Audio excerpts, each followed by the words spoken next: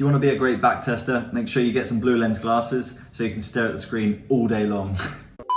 In this video, we're going to take a look into backtesting and what is the best way to backtest. I've made some great tools that you can use so you can get the best out of your backtesting experience. So let's be honest, backtesting is such a boring and tedious job, right? No one wants to do it. Everyone wants to just skip it. Unfortunately, this is one of the reasons why so many traders actually fail. They don't put the work in, they don't build the confidence into the strategy that they're actually using, and ultimately they end up just getting rid of the strategy or trying to look for the holy grail in which there actually isn't one. Any strategy can work as long as you put the backtesting in and you know that over time your strategy is profitable. Most people end up blankly staring at the screen, not showing where they should start or what they should do when they start backtesting. So if this is you, make sure you hit the like button because I know it's definitely you. It definitely was me a long time ago.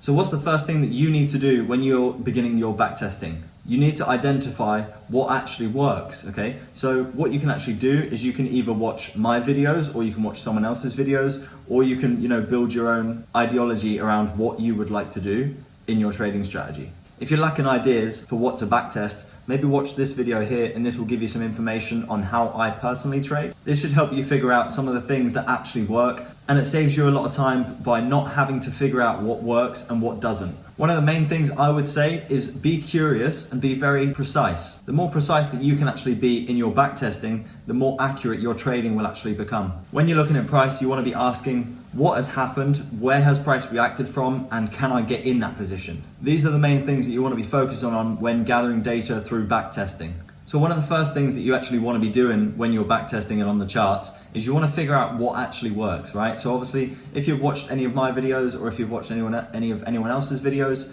what you will do is you will realize that we do something very repetitively. We do something exactly the same every single time. So I've done a lot of the hard work for you, and if we look into here, what I've actually done is I've created a Notion backtesting template for you. This will give you a tick list of actually what you need to do in chronological order to be able to successfully backtest and actually gather data which is going to help you in the long run. We also have the backtesting notebook. So what you can do is you can go into here, and what I've done is I've added a few tags and I've added a few of the potential things that you can actually backtest yourself. So one of them being identifying POIs, right? So what you can do, once you load this up, you can see that I've given you another checklist, right? So this can give you a way of testing which POIs actually work. Once you've completed all of this checklist here, what you would then do is you would scroll down. What I've actually done is I've created a table for you in which you can fill out your data, right? And ultimately what this does is it provides you with 10 examples. And what I suggest doing is doing this 10 times for one thing each day. Ultimately, what you're going to want to do is you're going to want to gather 100 pieces of data from each thing that you're backtesting. I believe that if you try and do all 100 in one day, your brain is just going to be like, nah, I can't do this. This is too much for me. And then ultimately, you're not going to get the backtesting done. So you fill out, the first chart, and then the next day, what you do is you do exactly the same, and the next day, same again, until you get to 100. Which is on the 10th day, you should have 100 pieces of information which you've gathered personally inside of this Notion. Ultimately, what this is going to do is this is going to give you information on what works and what doesn't. If it doesn't work, then what you can do is go back to the drawing board and say, okay, I need a few different things. So what you do is go back onto the higher time frames and identify something else that works. I'm going to drop this Notion template in the description below so you can all download it, you can all use it, and hopefully it helps you all out. I want to make it very clear that this Notion template is not just for people that don't have a strategy. You can also use this if you do have your own strategy or if you have someone else's strategy, not an issue. What I've also added into here is weekly markups. So ultimately what you'll do is you will mark up every single week's price action and obviously specifically every single day's price action within the week. And this is going to help you identify and be able to see the setups before they actually happen, because what you're doing is you're training your eyes to see the specific setups. This is really helpful. As you can see right here,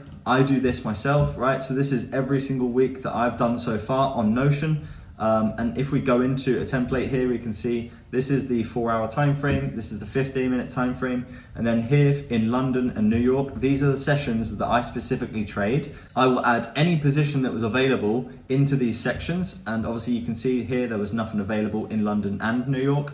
But then you can see here, we had a position which was available in London session, and then also another position which was available in New York. If you're not sure which sessions you should be trading, maybe watch this video here. It might give you a good insight into what sessions are the best to trade. Personally, for my backtesting, and what I suggest to everyone is I would always start on the monthly time frame, and then what you would do is you would be scaling down and moving down time frames. And obviously what we have to do is we have to analyze from the monthly chart anyway, down to the weekly, daily, 4 hour, 15 minute, and then obviously go from there. And it will also give you a really good idea what actually works and what doesn't. Many people think using the higher time frames is actually completely pointless, which I completely disagree with. I think when you begin to start backtesting, what you're doing is you're actually loading up the chart, and you've got obviously a lot less data, which then means you actually know where to start. You can obviously start from the left side of the chart, and you can work your way all the way through to the right side of the chart. Now, I recommend having TradingView Pro to be able to do your backtesting, because then ultimately what you can do is you can use the replay tool,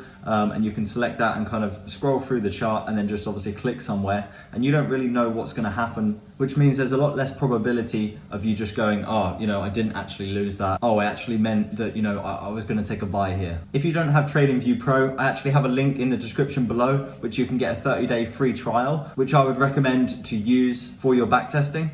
So let's jump into the charts for a minute, right? And what we'll do is we'll go over one of the videos which I've recently posted about ranges, okay? So what we'll do is we'll start on the monthly time frame, as I've said, and what we'll do is we will mark off, from the left side of the chart, we're gonna start from here, right? So this is the lowest point in which I can see, it in this part here, okay? So we go from this low, and then we go up to this high, okay? This is the highest point before we start getting a pullback, okay?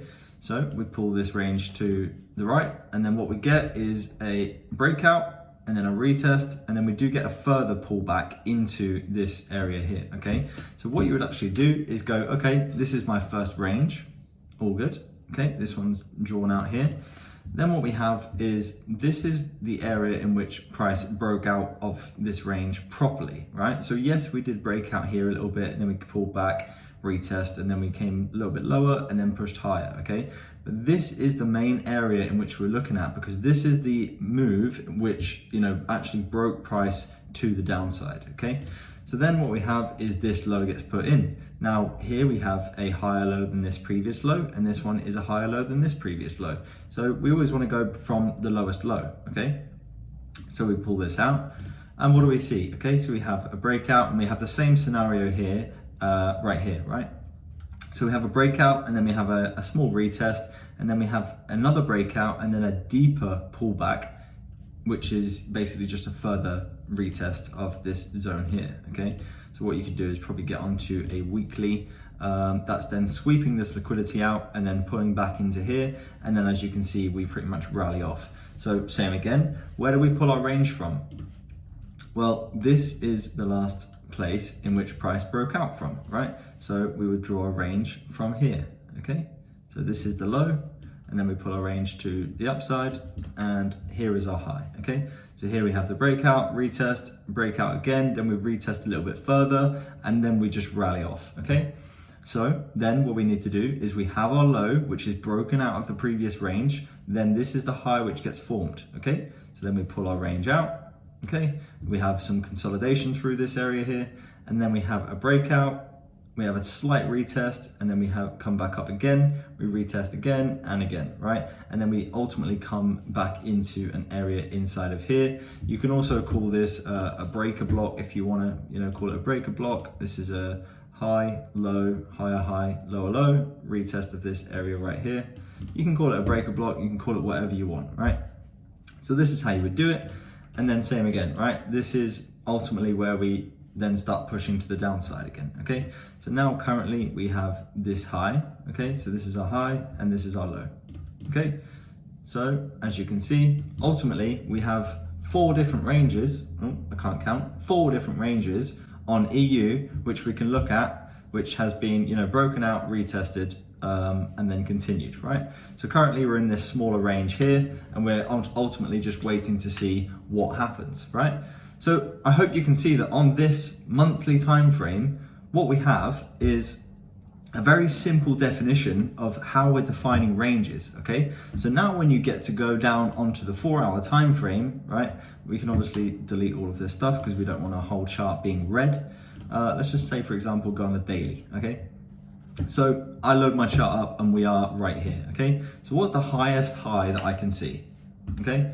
Well, this is the highest high that I can see, and this is the low after it, right? So this is the high, and then this pushes all the way down. This is the low, okay? So what we do is we pull this all the way to the right,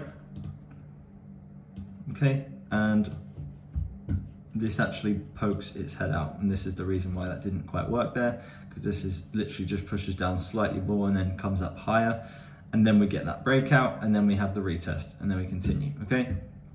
So yeah, you can see how, you know, just identifying on the higher time frames is then going to help you get down onto the lower time frames, and you go, oh, actually, you know, this is why this worked. Maybe, for example, this one didn't work right then because I had it on this low. Now, this low is absolutely correct, but as you can see, we dip out and then we pull back up, right? We don't actually get a full close outside of this range. So we get pulled back up straight back into the range, and then we continue down, right? So that is then where the range would be going from, okay?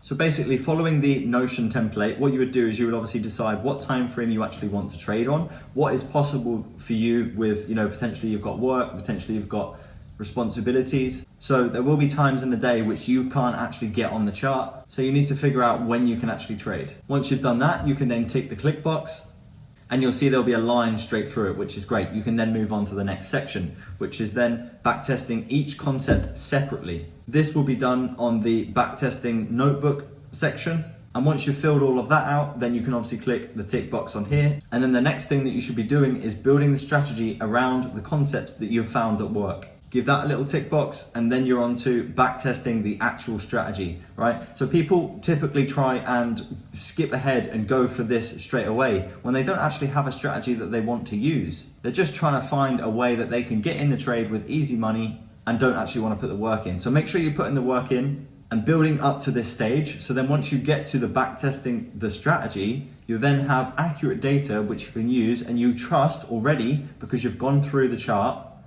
and you've already gathered the data that you know that that on its own works. Once you've backtested your strategy, tick that box and then move on to creating your trading plan.